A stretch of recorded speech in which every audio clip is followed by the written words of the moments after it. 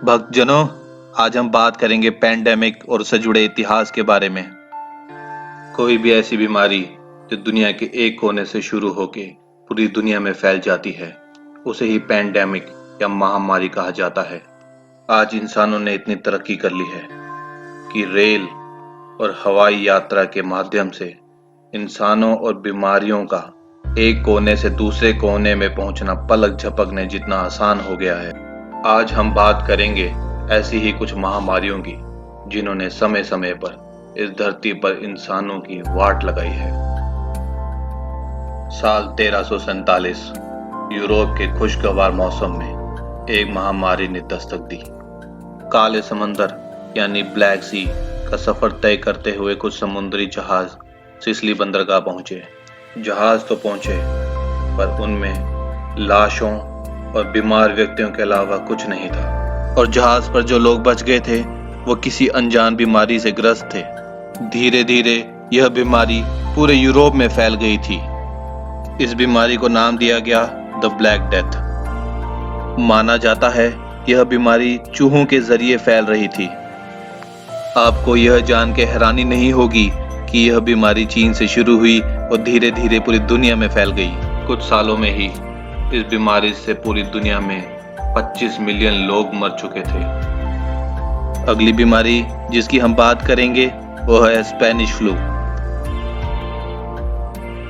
पहला विश्व युद्ध अपने अंतिम चरण पर था। इस युद्ध में 1 लाख से ज्यादा अमेरिकी सैनिक मारे गए और 74,000 से ज्यादा भारतीय सैनिक शहीद हुए। युद्ध समाप्त होने तक अनेक सिपाही बीमार रहने लगे और धीरे धीरे अपनी जान गंवा रहे थे। इस बीमारी से मरने वाले अमेरिकी सैनिकों की संख्या विश्व युद्ध में मरे सैनिकों से कई गुना ज्यादा थी।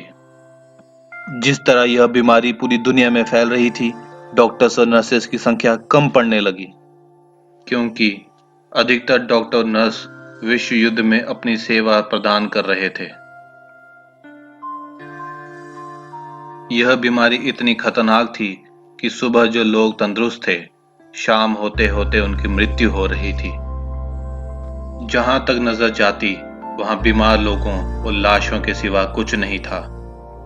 इतनी लाशें कि उन्हें जलाने और दफनाने के लिए जगह कम पड़ने लगी। इस बीमारी से सबसे ज्यादा भारत प्रभावित हुआ, जहां मरने वालों की संख्या 2 करोड़ से भी ज्यादा थी। यहां तक कि महात्मा गांधी भी इस बीमारी से अछूए नहीं रहे। वह भी इस बीमारी से बीमार हो गए थे। उनके सबसे छोटे पुत्र और पुत्र वधू इस बीमारी के रहते चल बसे।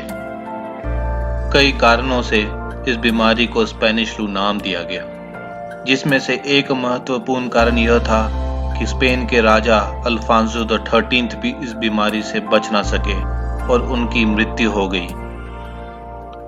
अब बात करते हैं उस बीमारी की जिससे वर्तमान में हम सभी प्रभावित हुए हैं, कोविड-19 या कोरोना वायरस। दिसंबर 2019 चीन के वुहान शहर में लोग इन्फ्लुएंजा और फ्लू जैसी बीमारी के चलते अस्पतालों में भर्ती हो रहे थे। देखते ही देखते ये संख्या हजारों में बढ़ने लगी। चीन की एक प्रयोगशाला वुहान इंस्टीट्यूट ऑफ वायरोलॉजी में जब उन पेशेंट्स के ब्लड सैंपल्स की जांच हुई तो उसमें साइंटिस्ट ने एक नए वायरस को पाया। यह वायरस 2003 में आई महामारी सार्स से बिल्कुल मिलता जुलता था। यह वायरस वुहान की एक चमगादड़ों की प्रजातियों में पाया जाता है।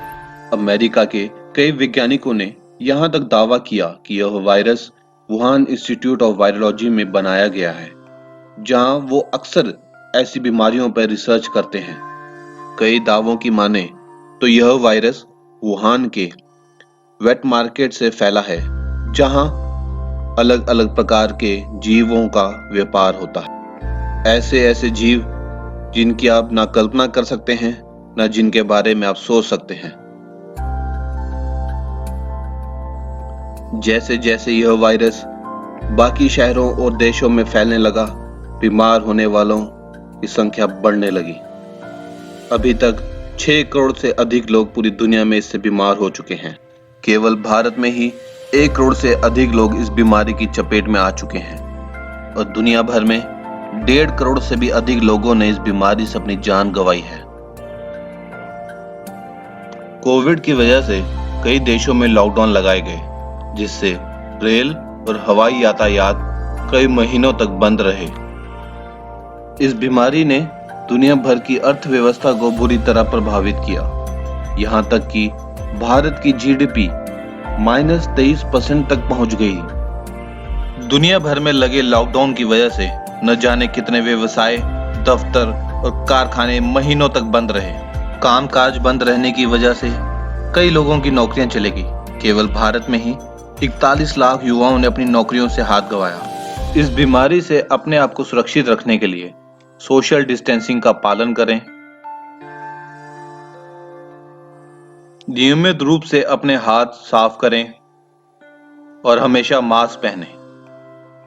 हमारे माननीय प्रधानमंत्री श्री मोदी जी समय समय पर यह कहते रहे हैं, भक्तों, माफ कीजिएगा, मेरा मतलब था मित्रों, ताली बजाओ, घंटा बजाओ और 2 गज की दूरी बनाओ।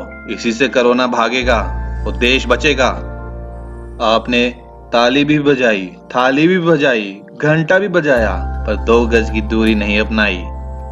इन दृश्यों में लोग दिवाली की खरीदारी कर रहे हैं। मेरा आप सबसे यही निवेदन है कि खुद को और अपने साथ बाकियों को सुरक्षित रखें और सोशल डिस्टेंसिंग का पालन करें। अंत में मैं उन सभी भाइयों का दिल से धन्यवाद करूंगा जो दिन रात कोरोना से हमारी इस जंग को सफल बनाने में मेहनत कर रहे हैं। हमारे नर्स, डॉक्टर या सफाई कर्मचारी जो दिन रात मरीजों की सेवा कर रहे हैं, पुलिस अधिकारी जो नियमों का पालन भी करवा रहे हैं और लोगों में जागरूकता फैला रहे हैं, बैंक में काम करने वाले हमारे भाई बहन जिन्होंने इस मुश्किल घड़ी में भी लोगों तक आर्थिक सहायता पहुंचाई और देश की अर्थव्यवस्था को बनाए रखने में अपना पूरा योगदान दिया है। दुनिया भर के साइंटिस्ट जो दिन रात इस बीमारी की दवाई बनाने में लगे हैं और काफी हद तक सफल भी हुए हैं। हमारे इन सभी कोविड वॉरियर्स को बाबा जी का कोटि कोटि प्रणाम और दिल से धन्यवाद। आपको बाबा जी की यह वीडियो कैसी लगी कमेंट सेक्शन में जरूर बताएं और अगली वीडियो में बाबा जी से किस बारे में जानना चाहते हैं वो भी जरूर लिखें। और आप सभी से अनुरोध है कि सब्सक्राइब बटन पर अपना माथा टेकें और मंदिर का घंटा बजाते हुए जाएं ताकि आपको ज्ञान का प्रसाद यूं ही मिलता रहे।